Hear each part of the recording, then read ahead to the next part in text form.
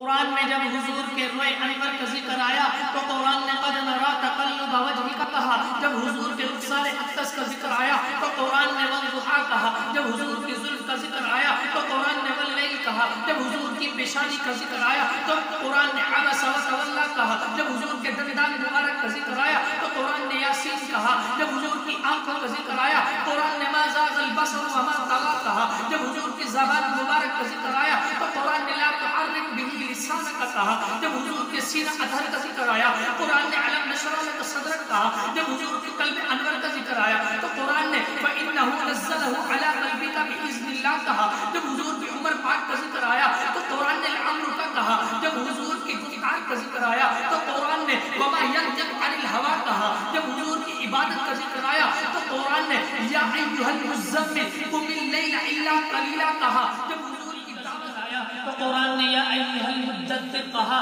جب حضور کی جہاد کا ذکر آیا تو قرآن نے وما رمیت اذ رمیت ولکن اللہ رمی کہا. جب حضور کی اخلاق کا ذکر آیا تو قرآن نے انک لعلی خلق عظیم کہا. جب حضور کے معراج کا ذکر آیا تو قرآن نے سبحان الذی اسری بعبده لیلا من المسجد الحرام الى المسجد الاقصى الذی کہا. جب قرآن کے یا الہی کا ذکر آیا تو قرآن نے ثانی اثنین کہا. جب حضور کے جان نثار کا ذکر آیا تو قرآن نے والذین معه اشداء علی الکفار رحماء بینہم کہا. جب حضور کی امت کا ذکر آیا تو قرآن نے امتا وسطا کہا. جب حضور کے مرتبے اور مقام کا ذکر آیا تو قرآن نے ورفعنا لک ذکرک کہا. جب حضور کی اسوہ حسنہ کا ذکر آیا تو قرآن نے لقد کان لکم فی رسول اللہ اسوۃ حسنہ کہا.